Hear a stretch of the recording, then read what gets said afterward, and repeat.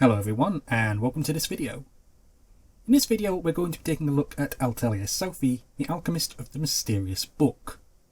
The game was released in 2017 and was developed and published by Koei Tecmo.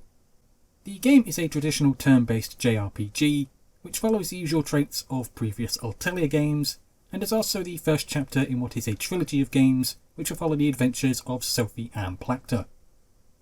However, is this series of games any good or not? Here's more details about the first part in the game's review. The game's story is based around a young girl named Sophie who owns her own atelier, but who also isn't very good at alchemy either. This all changes when she finds a book which can mysteriously talk and says that her name is Plachta, and that she will also assist Sophie on helping her become a great alchemist in exchange for helping her return back to her human form. This is pretty much the base of the story, and the game will then consist of Sophie going off on adventures, collecting items and such to help Plachta in the progress of regaining her memories and becoming human once again. Firstly, I have to say that I absolutely loved Sophie. I just can't get enough of her, and a big part of this is down to her being voiced by Christine Marie Cabanas. If you don't know who she is also the character who voices Nepgear in the Neptunia franchise. And since I am a huge Neptunia fan, this was always going to gain additional points with me. Aside from Sophie, you'll be meeting loads of other fantastic characters, such as Plachta, who is a mysterious book, who you'll be helping regain her memories and regain her human form. She is voiced by Ryan Bartley, who I'm sure fans of ReZero will instantly recognise. You then also have Liane, who is going to help assist you with clothing, armour and whatnot. She is voiced by Erica Mendez, and then you have your best friend Monica, who is also a fencer, and she is voiced by Erica Lindbeck. The point is that in this game there is a whole cast of characters who you're going to meet, and they're all brilliantly well done and brought to life, because the voice cast in this crew have done an exceptional job. The game follows the standard traditions of being a turn-based JRPG. Everything is turn-based, which means that you'll get 3 chances to attack, and then the enemy in turn also gets a chance to attack you as well. You can also use various skills depending on the character that you are using, and also depending on certain conditions, you can also use other aspects of the game to your advantage or disadvantage. This means that if you pick a fight with a boss on a certain day, on a certain month, you can then stack additional bonuses to that fight. However, this can also work in the reverse, and a boss can become a lot more powerful. Again, it does all depend on what day you pick and what circumstances come with it. So you need to keep track of the events within the game on its calendar. Honestly, if you have been playing RPGs as long as I have, there isn't really anything new here gameplay wise. It's pretty much the standard and everything which I've seen before. But this isn't a bad thing, because it works, and if something works, then you just don't mess with it. The only real thing which I would say that could be classed as new is the whole synthesis process which you use to create items or materials. If you have played the previous Atelier titles in the past, such as Verona, Meru, or any others, then this won't really be that new to you, as you will have seen all of these before, as they have been present in the past previous games. However, if this is your first Atelier experience, then this might be something which you might not have seen before, and will need a little while to get used to.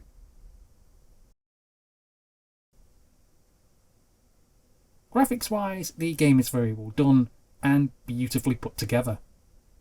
All the characters feel and look alive, and as if they just jumped straight out of an anime.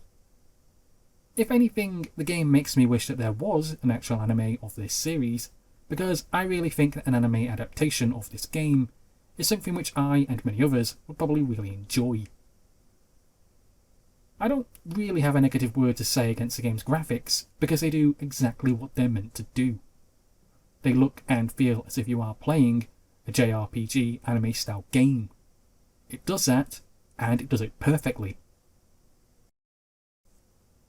If I did have anything negative to say about this game, then it would possibly be its environments. The game takes place around a small rural town known as Kirchenbell, and on the outskirts of this town is the game's many dungeons which you will be traversing across. You're going to be going through graveyards, up plains, forests, small farms, rocky mountains, caves, and a whole host of others. The problem is that a lot of these locations can seem rather random in their size, with some being a single area, such as an open field next to a barn, whilst others can be rather large, such as a huge gigantic cave which is full of monsters who can almost kill you within one hit, unless of course you've spent ages levelling up your equipment and whatnot. Another small issue is that Kirchenbell is the only location which you will explore that has any sort of civilization to it. You won't travel to any other small towns or villages, or anywhere else, which is really full of life, and that just kind of makes the game seem a little bit empty. I do understand that the town that you're in is in a rural area, but it just seems like this is the one town surrounded by dungeons and nothing else. It just kind of seems a bit empty and barren. If you have never played an Atelier game before, then this really is a good place to start. Atelier Sophie is much more friendlier than the past previous titles, if you're just joining this franchise for the first time, and a big part of that is down to the time system. In the past previous games such as Arona or Maru or anything else, everything worked via a time system. In short, this means that you have something like 600 days to complete the game, and every action that you do eats up time within those days. So for example, if I wanted to make a health potion, it would take 2 days off me from the 600 allocated to me. Now, when you take into consideration that everything you create takes several days away from you, well, you are left with very little time to actually complete and enjoy the game at your own leisure. Atelier Sophie does away with this stupid time limit system, and whilst items do require a day or several hours to make, it doesn't affect how quickly you have to complete the game.